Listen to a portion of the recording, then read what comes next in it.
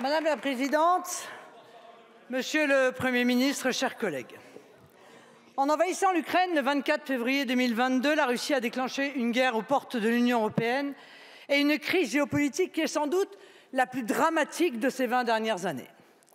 Aux centaines de milliers de morts et de blessés causés par cette épouvantable guerre, aux millions de déplacés, aux populations civiles qui la subissent encore chaque jour, à la nation ukrainienne agressée, nous devons notre respect et notre soutien.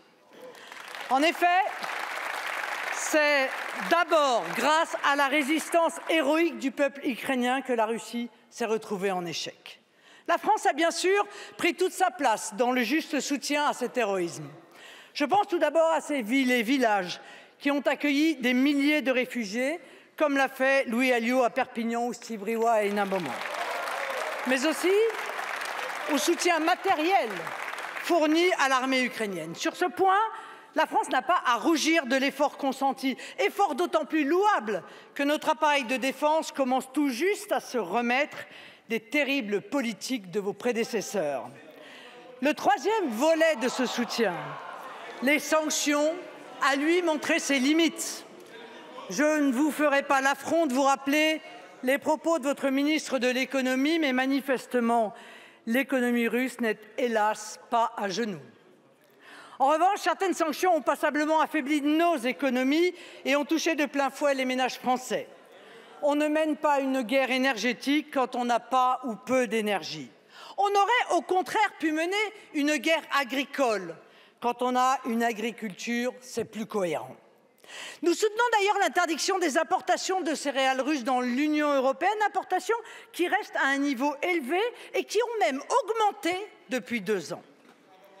Mais au-delà de nos devoirs vis-à-vis du peuple ukrainien martyrisé, nous avons des devoirs envers le peuple français. Et à ce titre, c'est à lui, Monsieur le Premier ministre, que nous devons la transparence démocratique et la vérité qu'exigent de nous ces terribles circonstances. Cette vérité, nous la devons d'autant plus à nos compatriotes que c'est bien de la vie de nos jeunes soldats qu'il sera question si par malheur les annonces guerrières d'Emmanuel Macron se révélaient être mises en œuvre.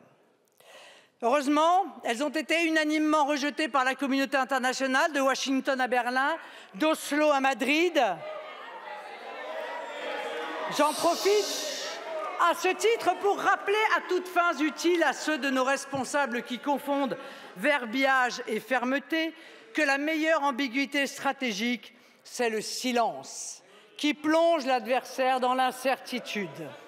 Cette sage ligne de conduite semble malheureusement avoir été oubliée. En suscitant les dénégations de nombreuses capitales quant à l'envoi de troupes au sol, Emmanuel Macron a finalement et malheureusement rassuré Vladimir Poutine. En reprenant la théorie du sans limite, votre déclaration, Monsieur le Premier ministre, ne m'a pas rassuré, pas plus qu'elle n'a, je crois, rassuré les millions de Français inquiets depuis les déclarations guerrières du président de la République. Paradoxalement, les propos d'hier du président Zelensky paraissent plus rassurants aux Français que ceux de leur propre président. L'accord que vous avez signé, Monsieur le Premier ministre, ne remplit pas 2 conditions essentielles.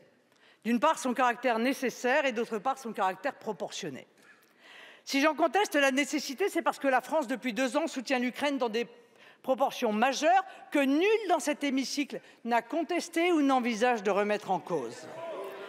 Pour prodiguer ce soutien, la France n'a pas eu besoin jusqu'ici de conclure d'accords spécifiques. En renforçant sa posture militaire sur le flanc oriental de l'OTAN, elle n'a fait que respecter les engagements pris dans le cadre du traité de l'Atlantique Nord. En envoyant des équipements, du carburant et des moyens financiers à l'Ukraine, le gouvernement a exploité les marges dont il disposait en de telles circonstances pour porter assistance à un État agressé. De fait, depuis 2 ans, l'aide apportée à l'Ukraine donne lieu à une information et à des votes réguliers, en tout cas quant à son coût budgétaire, du Parlement. Cet effort de transparence est indispensable à ce que les Français, pour qui la guerre en Ukraine a aggravé un choc inflationniste sans équivalent depuis des décennies, comprennent le sens de vos décisions et en valident par leurs représentants élus le contenu et le montant. Il n'existe aucun besoin sauf à affaiblir ce nécessaire et régulier contrôle démocratique de votre action, d'inscrire en une seule fois et pour plusieurs années l'ensemble de ces mesures dans un traité bilatéral. En outre, ce contrôle périodique est d'autant plus indispensable que les mesures de soutien à l'Ukraine, lorsqu'elles passent par des cessions de matériel militaire, se font inévitablement au détriment du potentiel de nos propres forces armées. Alors que les rapports parlementaires soulignent depuis des années le caractère échantillonnaire de nos forces et l'insuffisance de leur stock de munitions, vous vous apprêtez à inscrire la possibilité d'un droit de tirage opaque sur les armes dont nos soldats disposent aujourd'hui. Que ferez-vous demain si nos troupes se trouvaient incapables, faute de moyens adéquats, de répondre à une crise de haute intensité, crise dont vous semblez précisément juger la survenue plausible dans les années à venir? La preuve de ce que j'avance est l'incapacité déjà visible du ministère des Armées et de la DGA à maintenir nos industries de défense et à payer les programmes de la LPM qui, à peine voté, apparaît déjà tragiquement sous-financé et menacé de toutes parts. Le financement du successeur du Charles de Gaulle ne serait même pas assuré, la DGA demandant aux industriels de le financer en partie. Plusieurs commandes, vedettes de protection ou remorqueurs côtiers peinent à être honorées, voire risquent d'être annulées. De ce devoir de remontée en puissance de notre outil militaire, vous vous apprêtez, par ce projet de traité, à vous exonérer. S'il vous plaît. Permettez-moi, Monsieur le Premier ministre, d'estimer que la poursuite de nos différents objectifs, le soutien à l'Ukraine, la préservation de la vie de nos soldats et l'organisation de la défense nationale vaut sans doute qu'un contrôle parlementaire soit exercé à intervalles réguliers sur les cessions de matériel militaire. Ensuite, je conteste la proportionnalité de cet accord, car il inclut également des dispositions qui constituent des lignes rouges pour le Rassemblement national et pour des millions de Français, en tant qu'elles font courir le risque d'une aggravation du conflit. En soutenant l'adhésion de l'Ukraine à l'Union européenne et à l'OTAN, vous déstabiliseriez gravement non seulement l'intégralité des politiques communautaires agricoles en premier lieu, mais aussi la sécurité de l'Europe, puisque l'adhésion à l'OTAN entretiendra un état de guerre permanent aux frontières des deux pays, avec le risque d'un conflit mondial entre une Russie nucléaire et une alliance atlantique également nucléaire. À ce propos,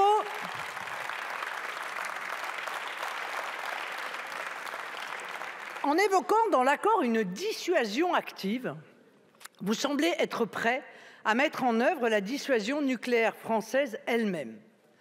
Qu'entendez-vous donc par cet engagement? Est-ce le prépositionnement de rafales armées du missile nucléaire sur le territoire d'un pays balte de l'OTAN? Si tel est le cas, alors vous brisez la doctrine française selon laquelle l'arme nucléaire n'est pas une arme tactique mais stratégique, utilisée en cas de violation flagrante, caractérisée de nos intérêts vitaux. Sinon, n'est-ce pas galvauder le terme même de dissuasion que de l'utiliser à tout bout de champ alors que l'intention n'y est pas? Monsieur le Premier ministre, manifestement, ce terme de dissuasion active est déraisonnable et il devrait être retiré de cet accord. Le catalogue des promesses de cet accord de défense apparaît intenable militairement, financièrement et industriellement et n'apporte aucune garantie à une amélioration de la situation de l'Ukraine. L'on ne peut que déplorer que vous y ayez intégré des éléments qui empêchent, et vous le saviez, un vote unanime sur votre déclaration. Mais peut-être, Monsieur le Premier ministre, était-ce l'objectif? Vous parez du lin blanc du camp du bien et rejeter l'ensemble des oppositions et donc des millions de Français qu'elles représentent dans le camp du mal, dans un choix indigne que vous semblez vouloir imposer.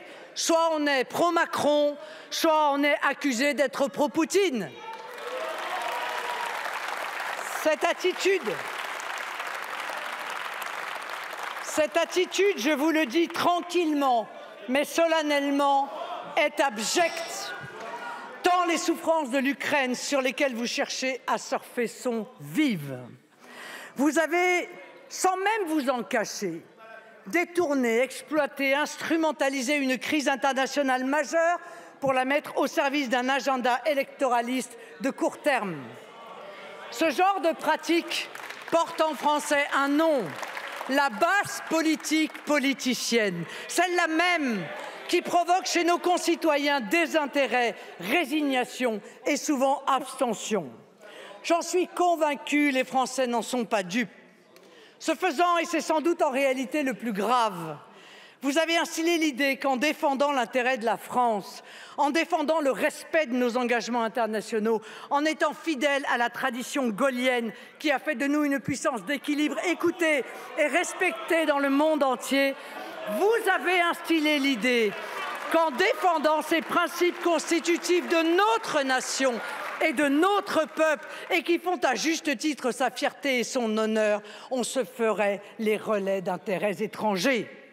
Pour cela aussi, Monsieur le Premier ministre, et en disant cela, je m'adresse également au Président de la République, vous serez sévèrement jugé par nos compatriotes.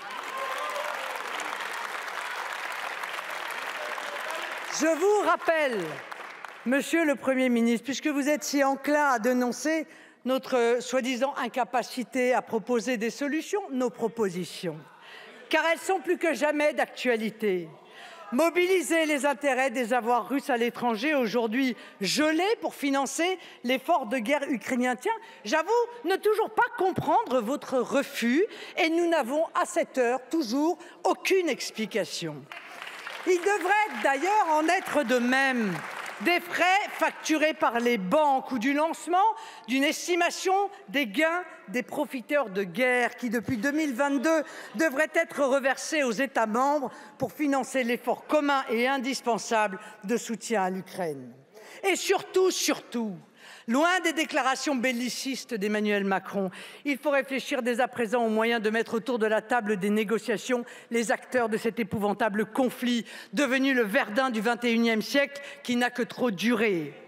La défaite de la Russie dans cette guerre entreprise en violation flagrante du droit international, de la liberté du peuple ukrainien à choisir son destin et du plus élémentaire sens moral ne serait que justice.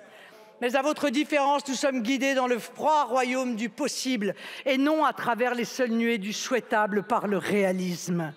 Cette guerre se terminera inévitablement par une négociation et vous le savez. Et l'objectif de la France et de ses alliés doit être, quand l'heure de celle-ci sera venue, que l'Ukraine s'y présente dans la situation la plus favorable afin de restaurer son intégrité territoriale. C'est à cela et non à un bellicisme verbal dépourvu de tout dessein stratégique clair que notre soutien à l'Ukraine, dont la poursuite est légitime et nécessaire, doit servir. Au lieu d'une politique chaotique, je plaide pour une politique réaliste. Pour rendre la paix possible, il faut d'abord définir les conditions d'un cessez-le-feu et garantir la sécurité de la région grâce à une France médiatrice. Évidemment, pour des motifs à la fois humains, stratégiques et politiques, la paix paraît inatteignable à court terme. Humainement, il est illusoire de croire que les Ukrainiens vont oublier ces 2 années d'agression, les morts au combat, les civils tués et leur pays occupé et détruit.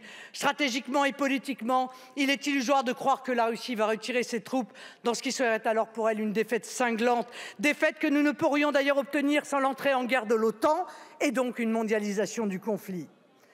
Comme je l'avais déjà souligné ici même, lors du débat du 23 octobre sur le conflit israélo-palestinien, la paix semble donc aujourd'hui un rêve irréalisable. Faut-il pour autant y renoncer? Je ne le crois pas.